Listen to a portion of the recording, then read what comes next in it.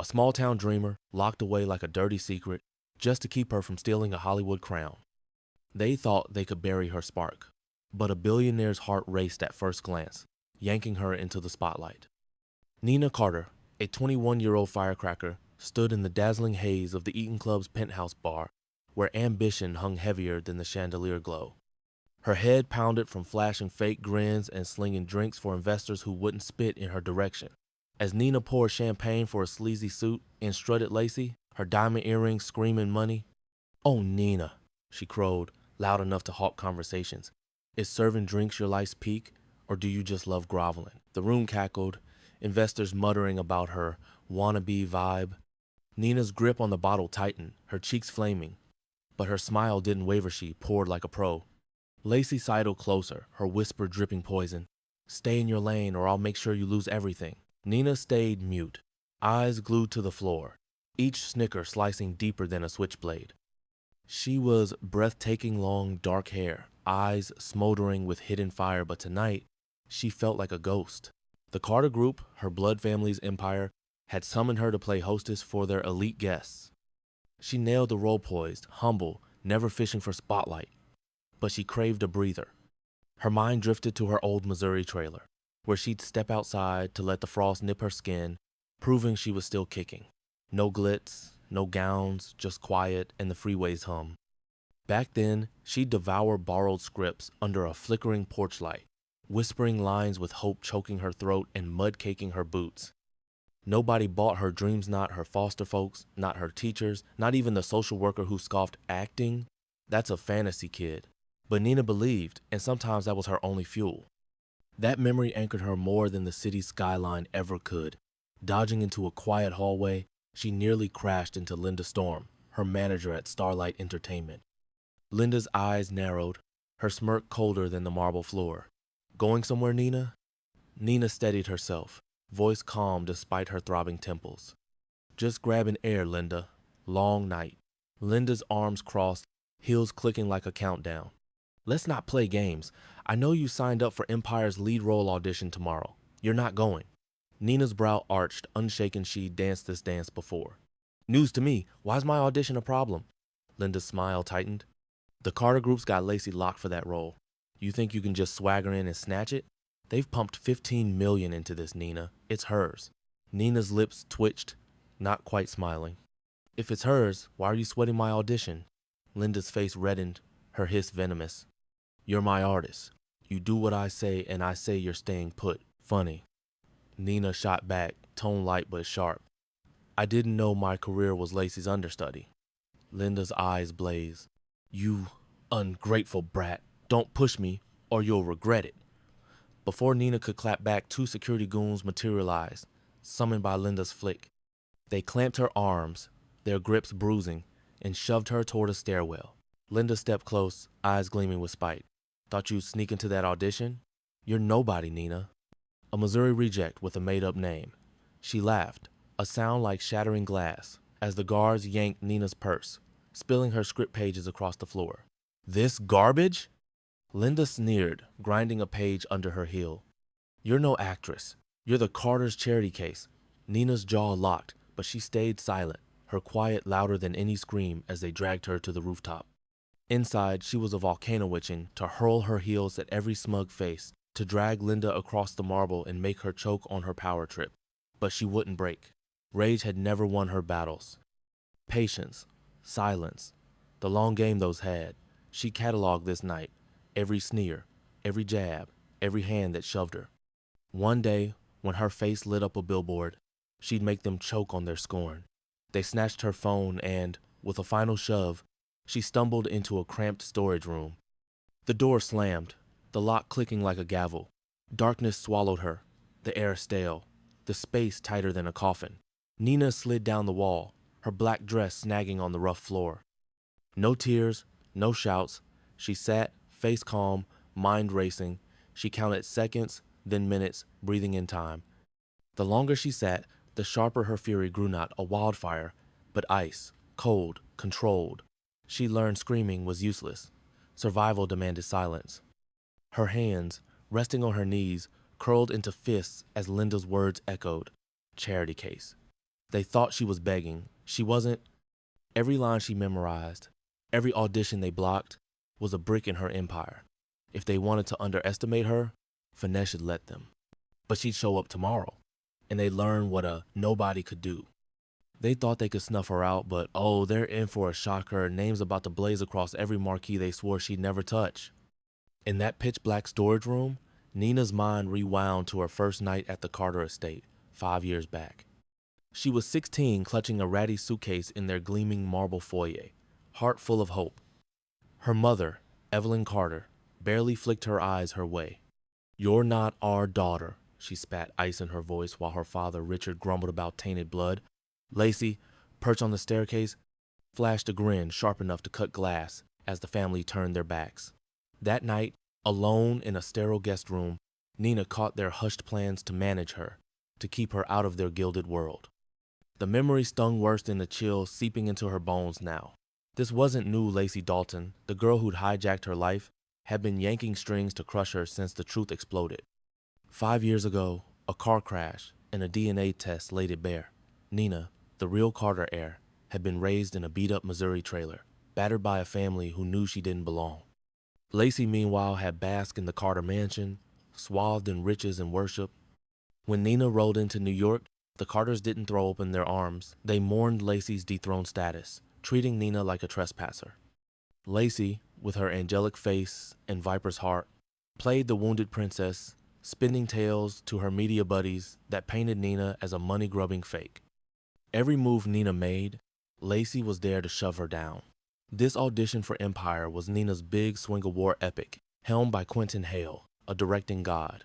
She'd kept her obsession with this role under wraps. It was the dream that had her muttering lines at 2 a.m., ramen bubbling on the stove. This script was a once-in-a-lifetime shot. A character, Mara, woven from pain, betrayal, and buried grit. Nina saw herself in Marathi outcast, the scapegoat, the one history tried to erase. Fame wasn't her goal. She just wanted someone, anyone, to say, "I see you, I believe you." This was her chance to be seen. She'd spent months drowning in the script, losing herself in General Mara, a war hero betrayed and cast out. Everyone chased the lead, Empress Kalia, but Nina knew Mara was hers. She'd memorized every line, every breath, every pause. Now, trapped in this icy box, she felt that dream slipping through her fingers.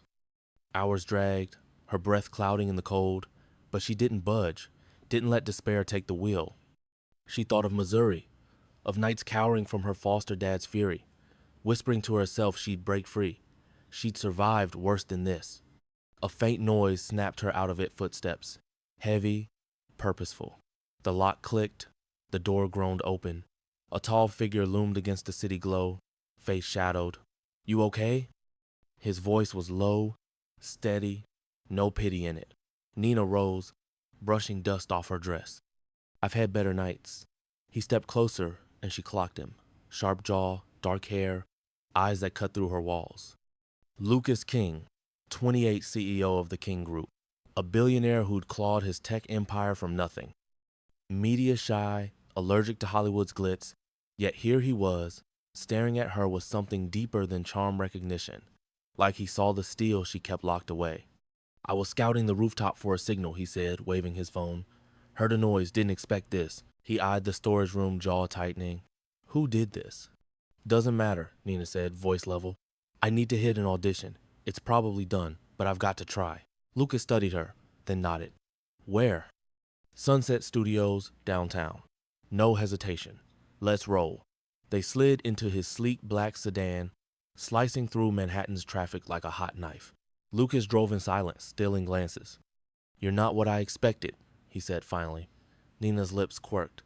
"Meaning? You're not losing it after being caged all night?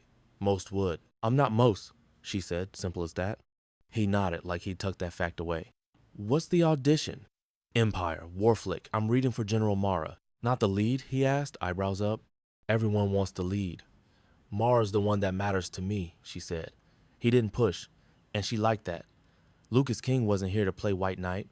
He was curious, maybe impressed by her still. She wasn't a damsel, he wasn't a savior. Just two strangers crossing paths at the perfect beat. They hit Sunset Studios at dawn, the lot humming with crew tearing down gear. Lucas parked in a red zone, ignoring tow signs. "Wait here," he said, flashing his ID at a baffled guard. The gate rolled open, no one dared question him. His name was Power, and Cash silenced doubts. As Nina strode past the checkpoint, head swiveled toward Lucas, not her. Time was, that would have burned, being the shadow of a man's clout. Not today. Lucas cracked the door, sure, but she stepped through, and that made all the difference. Her heart sank. Audition was done. She climbed out, her plain dress and messy hair earning side-eye from slick assistants. Whispers trailed her. "Who's she? Another nobody. Look at those clothes." Lucas leaned against the car, watching her march to the studio doors. "You've got this," he called, his voice steady as stone. She gave a nod, then shoved inside. The lobby was a ghost town, just a huddle of folks by the audition room. Quentin Hale, the director, Sarah Lynn, the screenwriter, a few producers. They turned as Nina approached, their faces a cocktail of irritation and intrigue. She looked rough-dressed, creased, no makeup. The whispers sharpened. "She's late. Why's she even here?" They thought they could bury her, but Nina Carter's about to make them choke on their doubts with a performance that'll haunt their dreams. "I'm sorry," Nina said, dipping her head, voice clear as a bell. "I know I'm late. I'm Nina Carter, here for Empire. I'd love to read for General Mara if you'll give me a shot." Quentin, a lean guy with eyes like knives, scowled. "Auditions wrapped an hour ago. We've seen everyone." "I get it," Nina replied, standing tall, her gaze rock steady. "But I've poured my soul into this role. I won't waste your time." Sarah Lynn, the screenwriter, tilted her head, curious. "Mara, huh? Not Empress Kalia?" "Nope," Nina said. "Mara's my reason for being here."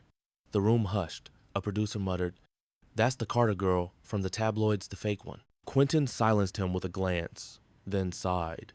"Fine. One red. Don't expect a miracle." They ushered her into a bare audition room, just a camera and a lone chair. The crew stood, arms folded, ready for her to flop. As Nina stepped in, a lighting tech snickered. "What's this thrift shop queen thing she's got?" The crew chuckled, one mimicking her stride and her simple dress. "Bet she's here to beg for crumbs," another hissed, loud enough to sting. Nina's cheeks burned, but she raised her chin, eyes unwavering as she faced the camera. Their taunts echoed the tabloids' venom, fraud, nobody, fake. Each word pricked her pride, but she stood prouder, her silence daring them to see her truth. Under the lights, her plain dress turned majestic in its simplicity. She closed her eyes for a heartbeat, letting Mara's pain and defiance surge through her. The scene was Mara's trial, accused of treason. Nina began, voice low but vibrating with power. "You brand me a traitor, but I bled for this land while you cowered behind your walls. Strip my title, my honor, you'll never steal my truth." Her eyes flared, not with rage, but with ironclad belief. Her hands quivered just enough to bear Mara's fragility, her chin rising to flaunt her strength. The room went dead silent. Quentin leaned forward, pen frozen. Sarah's jaw dropped, her notebook ignored. Nina ended the scene. Her final line, a quiet, piercing oath. "I'll rise again, and you'll never forget my name." For 5 seconds, no one breathed. Nina wasn't just acting, she was Mara. Her pain and defiance were so raw, a grip fumbled his coffee, the splash unnoticed. In that moment, Nina didn't just prove she belonged. She reclaimed everything they tried to rip away. Her voice, drowned by rumors, her image, smeared by headlines, her future, locked behind doors they never meant for her to open. Her last word wasn't just a lineate, was a rebirth. The girl they tried to erase stood tall, commanding a room of skeptics. For the first time in years, Nina didn't feel small, she felt seen, and every single one of them would remember what it felt like to doubt her. Quentin's eyes shimmered. Sarah scribbled like a woman possessed. Even the smirking tech stood slack-jawed.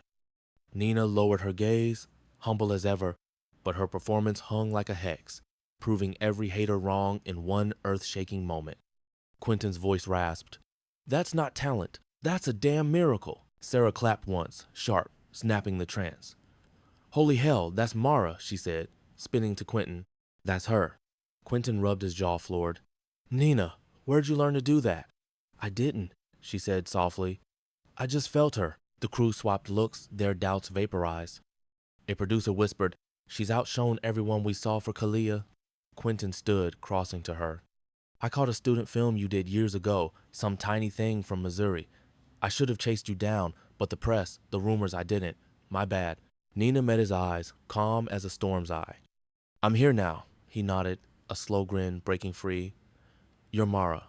We'll call with details." "Thank you," Nina said, dipping her head, voice steady, but her heart doing backflips.